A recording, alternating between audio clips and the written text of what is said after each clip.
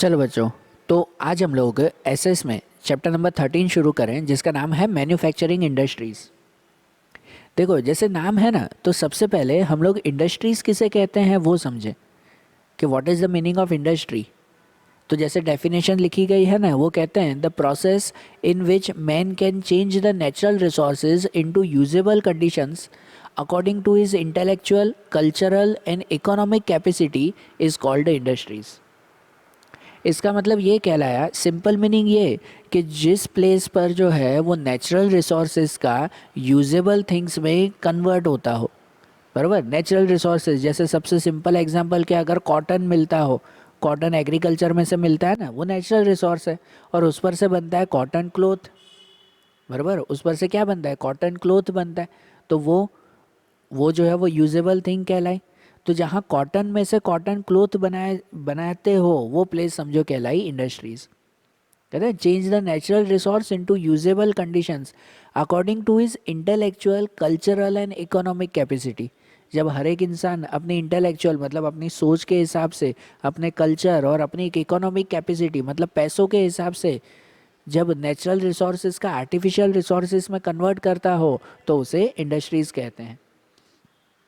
बराबर। अब हमारे इंडिया की इंडस्ट्रीज़ के बारे में अगर समझे ना, तो हमारी इंडियन इंडस्ट्रीज़ बहुत पुरानी है। कहते हैं कि इंडस वैली सिविलाइजेशन से हमारे इंडिया में इंडस्ट्रीज़ चल रही थी। इंडस वैली सिविलाइजेशन मतलब आज से करीबन 5,000 साल पहले भी। बराबर, उस टाइम हमारे इंडिया में कॉटन टेक्सटाइल चलती थी, क्ले यूटेंसिल्स मिट्टी के बर्तन बनते थे। तो वो भी तो एक इंडस्ट्री कह रहा है ना कि मिट्टी वो नेचुरल रिसोर्सेज है और उस पर से मेन मेड रिसोर्सेज बर्तन बनाए जाते थे, है ना, मिट्टी के बर्तन। फिर वो पता है मेटल्स के जो है वो चीज़ें बनती थी।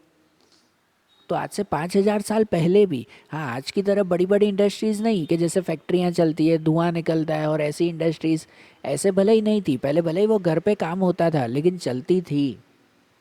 पहले के टाइम में भी ऐसी इंडस्ट्रीज़ थी। बराबर। यहाँ पर हमारे इंडिया अगर देखें ना, तो हमारे इंडिया कौन कौन सी चीज़ों में सबसे आगे था? तो शिप बिल्डिंग में, शिप इंडस्ट्रीज, शिपिंग इंडस्ट्री हमारी इंडिया में बहुत फेमस थी। बड़ी बड़ी शिप्स बनाई जाती थी हमारी इंडिया में और पूरे वर्ल्ड में फेमस था वो। इनके अलावा हैंडीक्राफ्ट की चीज़ों के लिए, कॉटेज इंडस्ट्रीज़ के लिए भी हमारे इंडिया बहुत फेमस है कि नहीं? हमारे इंडिया में से कॉटन क्लोथ, मुस्लिन क्लोथ या फिर मेटल के यूटेंसिल्स, ऑर्नामेंट्स, इनका पूरे वर्ल्ड में डिमांड रहती थी। पता है ना, बाहर के देश के भी लोग यहाँ पर आकर ये सब चीज़ें खरीदते थे। पूरे वर्ल्ड में डिमांड थी इन चीज़ों की। बराबर। फिर जब पता है सालों बाद जब इंडस्ट्रियल रिवॉल्यूशन आया, इंडस्ट्रियल रिवॉल्यूशन कि जहाँ पर अब पूरे वर्ल्ड में बड़ी बड़ी इंडस्ट्रीज शुरू होने लगी, फैक्ट्रियाँ शुरू होने लगी। तो वो इंडस्ट्रियल रिवॉल्यूशन सबसे पहले स्टार्ट हुआ इंग्लैंड में, इंग्लैंड। और वो टाइमिंग आ चुका था कि जब जो है वो ये हमारी इंडिया में अब ब्रिटिशर्स का राज था, वो टाइमिंग आ चुका था।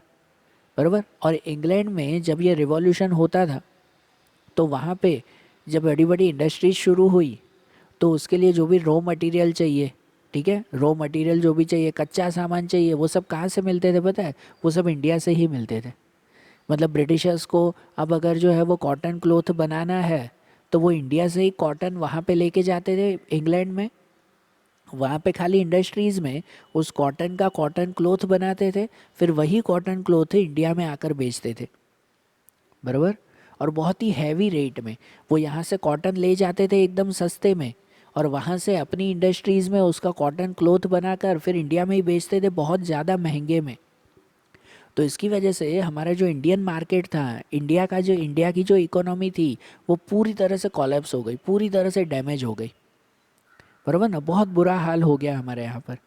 क्योंकि जब ब्रिटिशर्स यहाँ पर थे ना, ब्रिटिशर्स यहाँ पर थे, तब उन्होंने हमारे इंडिया में इंडस्ट्रीज़ का डेवलपमेंट होने ही नहीं दिया। वो चाहते ही नहीं थे कि इंडिया में इंडस्ट्रीज शुरू हो, है कि नहीं? क्योंकि उनका तो मकसद यही था ना कि भाई इंडिया को जो है वो लूटना। वो इंडिया की भलाई के लिए यहाँ पे कुछ ऐसा काम करना चाहते थे? बिल्कुल भी नहीं।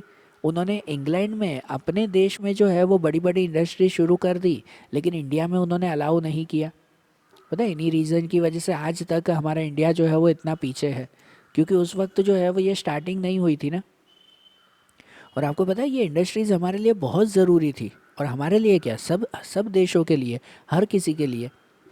कहते हैं कोई भी देश का प्रॉपर डेवलपमेंट वो उनकी इंडस्ट्रीज़ के ऊपर डिपेंड होता है, बराबर। जब तक इंडस्ट्रीज़ ना हो ना तो उस कंट्री का डेवलपमेंट ऑलमोस्ट इम्पॉसिबल। आज पूरे वर्ल्ड में जो भी डेवलप्ड कंट्रीज़ हैं, उन डेवलप्ड कंट्रीज़ के अंदर अगर देखो ना तो मैक्सिमम वहाँ पर इंडस्ट्रीज़ है, इनकी वजह से ही वो डेवलप्ड बनी है पूरे वर्ल्ड में। जैसे United state of America, Russia, Japan, south Korea, ये जो भी कंट्रीज़ हैं ये डेवलप कंट्रीज़ में आती हैं। और ये क्यों है पता है? क्योंकि उनमें इंडस्ट्रियल डेवलपमेंट बहुत अच्छा है, वहाँ पे इंडस्ट्रीज़ बहुत अच्छी हैं। और बाकी के जो भी देश हैं वो फिर क्या कहलाते हैं? या तो फिर बिल्कुल अनडेवलप्ड कहलाते हैं या तो डेवलपिंग। जैसे हमारी इंडिया अभी भी डेवलपिंग कहलाती है, क्योंकि यहाँ पर जो है वो क्या कह सकते हैं कि भाई इंडस्ट्रीज़ का जितना ग्रोथ होना चाहिए ना उतना ग्रोथ नहीं है। हमारे यहाँ पे जितने भी प्रोडक्ट बनते हैं ना उसमें से इंडस्ट्रीज़ का हिस्सा सिर्फ 29% है। जितने भी प्रोडक्ट बनते हैं उनमें से इंडस्ट्रीज़ का हिस्सा कितना? 29%। आज भी हमारे इंडिया में ऑलमोस्ट प्रोडक्ट है ना एग्रीकल्चर के थ्रू बनते हैं, बराबर। यहाँ पर एग्रीकल्चरल कंट्री हमारी इंडिया कहलाती है। यहाँ पे इंडस्ट्रीज़ की इतनी ग्रोथ नहीं है और शायद इसकी वजह से भी हमारी इंडिया अभी तक डेवलपिंग कंट्री है। क्योंकि इंडस्ट्रीज़ न होने से क्या नुकसान होता है पता है? कि जैसे हमारे यहाँ पर जो भी रॉ मटेरियल होता है ना, जो भी नेचुरल रिसोर्सेज होते हैं, तो यहाँ पर इंडस्ट्रीज़ तो होगी नहीं, तो उन नेचुरल रिसोर्सेज को फिर सस्ते में दूसरे देश को बेच देना पड़ता है, जो हमारे लिए बहुत बड़ा नुकसान। अब जस्ट इमेजिन करो कि जैसे जो है वो आयरन की चीज़ें बनती है, लोखंड की चीज़ें बनती है। अब हमारी इंडिया में आयरन ज़मीन में से बहुत मिलता है, बहुत सारे प्रोपोर्शन में मिलता है। लेकिन अगर आयरन की इंडस्ट्री ना हो तो ज़मीन में से आयरन निकाल के करेंगे क्या? इंडस्ट्री तो है नहीं, आयरन में से बनाएंगे क्या? बनाएंगे कैसे? बराबर ना। ये इंडस्ट्रीज़ तो है ही नहीं ना हमारे पास, तो फिर क्या किया जाए? तो क्या करते हैं पता है? उस आयरन को फिर दूसरे देश को बेच देना पड़ता है जहाँ पर इंडस्ट्रीज़ हैं। मतलब हमें वो फ़ायदा मिलना चाहिए, वो हमें नहीं मिलता। वो फिर आयरन दूसरे देश वाले ले जाते हैं हमारे देश से, कि भाई आपके देश में तो इंडस्ट्रीज़ है नहीं, तो इससे अच्छा दूसरे देश में दे दो। बराबर, ये नुकसान होता है ना। तो हमारी इंडिया में भी, जो हमारी इंडिया अभी भी डेवलपिंग कंट्री कहलाती है, उनका एक रीज़न ये भी है। लेकिन फिर भी थोड़े बहुत जो भी इंडस्ट्रीज़ यहाँ पे शुरू हुई है ना, तो उनकी ग्रोथ भी काफ़ी अच्छी है। पता है इंडस्ट्रीज़ यहाँ पे शुरू हुई थी ब्रिटिशर्स के टाइमिंग में। ब्रिटिशर्स के टाइमिंग से यहाँ पर इंडस्ट्रीज़ शुरू हुई थी, ठीक है। पहले पहले ब्रिटिशर्स तो बिल्कुल जैसे मैंने बताया कि परमिशन तो देते ही नहीं थे, लेकिन फिर भी जो कुछ कुछ ट्राई तो स्टार्ट था ही कि हाँ हमारी इंडिया में भी जो है वो ये इंडस्ट्री शुरू होनी चाहिए, बराबर। सबसे पहली इंडस्ट्री 1853 में बनाई गई। 1853 सबसे पहली इंडस्ट्रीज़ बनाई गई कि जो है वो आयरन फर्नेस था, लोखंड की भट्टी, कि जहाँ पर लोखंड को पिघलाकर उनमें से दूसरी चीज़ें बना सके। लेकिन वो जो है वो फेल हो गई। 1853 में पहली बनी तो सही, लेकिन फेल हो गई, वो इंडस्ट्रीज़ चल नहीं पाई। फिर दूसरी इंडस्ट्री बनी, वो थी 1854 में, कॉटन इंडस्ट्री बनी हमारे इंडिया में। और जो सक्सेसफुल हुई, हमारे इंडिया की पहली सक्सेसफुल इंडस्ट्री, वो ये 1854 में कॉटन इंडस्ट्री थी। उसके बाद 1855 में कोलकाता में रिसरा में, वहाँ पर जूट इंडस्ट्री बनी। कोलकाता के रिसरा नाम का प्लेस है, वहाँ पर जूट इंडस्ट्री तैयार की गई। 1874 में 1874 में यहाँ पे फिर से एक आयरन इंडस्ट्री तैयार की। आयरन इंडस्ट्री मतलब बहुत बड़ी इंडस्ट्री कहलाती है। पता है कॉटन इंडस्ट्री या ये जूट इंडस्ट्री अगर कहो जो एग्रीकल्चर में से तैयार होती है, वो थोड़ी छोटी इंडस्ट्री कहलाती है। लेकिन iron industry, iron and steel industry, वो बहुत ही बड़ी इंडस्ट्री कहलाई, बराबर। जिसके लिए पैसे भी बहुत ज़्यादा चाहिए, मैनेजमेंट इतना बड़ा चाहिए, हज़ारों लोगों की ज़रूर होती है वो इंडस्ट्री चलाने के लिए, ठीक है। तो 1874 में यहाँ पर आयरन इंडस्ट्री शुरू हुई, लेकिन वो भी बंद हो गई, बराबर। वो भी अच्छी तरह से चली नहीं। फिर 1881 में उसी को रीस्टार्ट किया गया। और सबसे बड़ी जो आयरन एंड स्टील इंडस्ट्री यहाँ पे तैयार हुई ना, वो थी 1907 में। 1907 सबसे बड़ी आयरन और स्टील इंडस्ट्री यहाँ पे तैयार की गई, जिसका नाम रखा Tata iron and steel industry, Tata iron and steel company, बराबर। जमशेदपुर में बनाई हुई ये कंपनी, जो उस वक्त की समझो सबसे पहली इंडस्ट्री ये थी ना, जो सबसे पहली लार्ज स्केल इंडस्ट्री थी, ठीक है। ये इंडस्ट्री आज तक चल रही है। आप लोगों ने सुना ही होगा रतन टाटा के बारे में, बराबर, रतन टाटा ने ये इंडस्ट्री शुरू की थी जो आज तक ये इंडस्ट्रीज कंटिन्यू है। बराबर। तो देखो ये इंडस्ट्रीज के बारे में जैसे देखा ना, अब उसके बाद दूसरा पॉइंट देखें जो है क्लासिफिकेशन ऑफ इंडस्ट्रीज। इंडस्ट्रीज का क्लासिफिकेशन मतलब कि कौन कौन से टाइप की इंडस्ट्रीज होती हैं। तो इंडस्ट्रीज का क्लासिफिकेशन हम लोग जो है वो 3 टाइप में कर सकते हैं। बराबर ना, वैसे तो और भी बहुत सारे क्लासिफिकेशन हैं, लेकिन मेनली 3 बेसिस पर इंडस्ट्रीज का क्लासिफिकेशन होता है।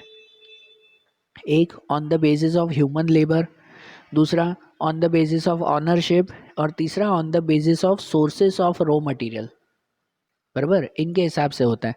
सबसे पहले अगर ह्यूमन लेबर के अकॉर्डिंग देखें ना, तो ह्यूमन लेबर के हिसाब से इंडस्ट्रीज में 2 टाइप आते हैं, small scale industry and large scale industry. Small scale and large scale नाम से ही पता चलता है ना। और ह्यूमन लेबर मतलब कि जहाँ पर कितने लोग काम कर रहे हैं उनके अकॉर्डिंग। तो जहाँ पर कोई छोटी सी इंडस्ट्री हो और जहाँ पर बहुत कम लोग काम कर रहे हैं तो वो स्मॉल स्केल इंडस्ट्री कहलाती है। जैसे पता है सिंपल सा घर में पापड़ बनाना, तो वो भी एक तरह की इंडस्ट्री है कि नहीं। अब वो पापड़ बनाने की इंडस्ट्रीज़ में इतने ज़्यादा लोगों की ज़रूरत तो पड़ती नहीं है, इसलिए वो स्मॉल स्केल इंडस्ट्री कहलाती है। और उसी के कंपैरिजन में अगर समझो आयरन की इंडस्ट्री की बात कर रहे हैं, बराबर, तो उसके लिए हज़ारों लोगों की ज़रूरत है इतनी बड़ी फैक्ट्री चलाने के लिए, तो वो क्या कहलाएगा, लार्ज स्केल इंडस्ट्री। बराबर, तो ये ह्यूमन लेबर के अकॉर्डिंग ये क्लासिफिकेशन होता है। दूसरा आता है ऑनरशिप के हिसाब से। ऑनरशिप मतलब मालिकी, कि इंडस्ट्रीज़ के मालिक कौन है उसके हिसाब से। तो उनके हिसाब से क्लासिफिकेशन में private industry, public industry, collaborative and cooperative industry वो कहलाती है। एक प्राइवेट इंडस्ट्री कहलाती है। प्राइवेट इंडस्ट्री मतलब कि जो इंडस्ट्री कोई प्राइवेट पर्सन चलाते हो, गवर्नमेंट की तरफ से नहीं, लेकिन कोई प्राइवेट पर्सन की तरफ से अगर वो इंडस्ट्रीज चल रही है तो उसे कहते हैं प्राइवेट इंडस्ट्री। बराबर। दूसरी आती है पब्लिक इंडस्ट्री। पब्लिक इंडस्ट्री मतलब जो गवर्नमेंट के थ्रू इंडस्ट्री चलती है, ठीक है ना। जैसे प्राइवेट इंडस्ट्री की बात करें तो जैसे रिलायंस इंडस्ट्री चलती है, नाम सुना होगा ना। जैसे ये Tata iron and steel industry चल रही है, बराबर, ये रतन टाटा ग्रुप के से जो है वो चलती है, मतलब ये प्राइवेट इंडस्ट्रीज़ कहलाई। और पब्लिक इंडस्ट्रीज़ जो गवर्नमेंट की तरफ से चलती हैं वो सब इंडस्ट्रीज़, बराबर ना, जो इंडस्ट्रीज सरकार चलाती है वो, तो वो क्या कहलाती है, पब्लिक इंडस्ट्रीज़ कहलाई।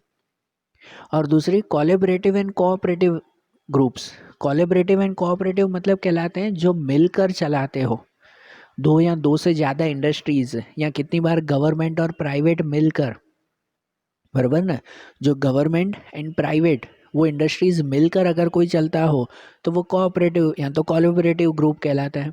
इसमें बहुत सारे आते हैं, कोई 2 इंडस्ट्रीज मिलकर भी एक नई इंडस्ट्री शुरू करती हैं, बराबर, या तो फिर कोई 2 या 2 से ज़्यादा लोग पार्टनर्स मिलकर शुरू करते हो, या कभी कोई गवर्नमेंट और प्राइवेट मिलकर कोई काम करते हो, तो वो सब में ये आता है, ठीक है ना। ये क्या कहलाया, ऑनरशिप के हिसाब से। और तीसरा क्लासिफिकेशन होता है वो होता है सोर्सेस ऑफ रॉ मटेरियल के हिसाब से। सोर्सेस ऑफ रॉ मटेरियल मतलब कि भाई वो कहलाता है कि रॉ मटेरियल कहाँ से मिल रहा है उसके अकॉर्डिंग। तो उनमें 2 टाइप आते हैं, एक आता है एग्रो बेस्ड इंडस्ट्री और दूसरा आता है मिनरल बेस्ड इंडस्ट्री, ठीक है ना। Agro based and mineral based, बराबर। एग्रो बेस्ड इंडस्ट्रीज वो कहलाती हैं कि जहाँ पे रॉ मटेरियल एग्रीकल्चर में से मिलता है। जैसे उनमें आते हैं ना cotton industry, jute industry, silk industry, woollen textile industry, sugar industry, paper industry. तो ये सब इंडस्ट्रीज़ है ना, वो एग्रो बेस्ड कहलाती है। क्यों? क्योंकि इन सब इंडस्ट्रीज़ के लिए जो रॉ मटेरियल चाहिए ना, वो रॉ मटेरियल हमें एग्रीकल्चर में से मिलता है। कॉटन इंडस्ट्री तो कॉटन एग्रीकल्चर में से मिलेगा। सिल्क इंडस्ट्री तो सिल्क भी एग्रीकल्चर प्लांट्स में से ही मिलता है, एग्रीकल्चर मतलब प्लांट्स में से। शुगर इंडस्ट्री तो उसके लिए भी शुगर कैन में से ही मिलता है ना, ये रॉ मटेरियल वहीं से ही। पेपर इंडस्ट्रीज़ के लिए भी, बराबर, ट्रीज़ में से ही ये पेपर बनाए जाते हैं। तो जिनसे रॉ मटेरियल वो एग्रीकल्चर या प्लांट से, ट्रीज़ में से मिलता हो तो वो एग्रो बेस्ड कहलाती है। और जिनका रॉ मटेरियल मिनरल्स में से मिलता हो तो वो मिनरल बेस्ड इंडस्ट्रीज़, जैसे कि आयरन एंड स्टील इंडस्ट्रीज़, बराबर के नहीं।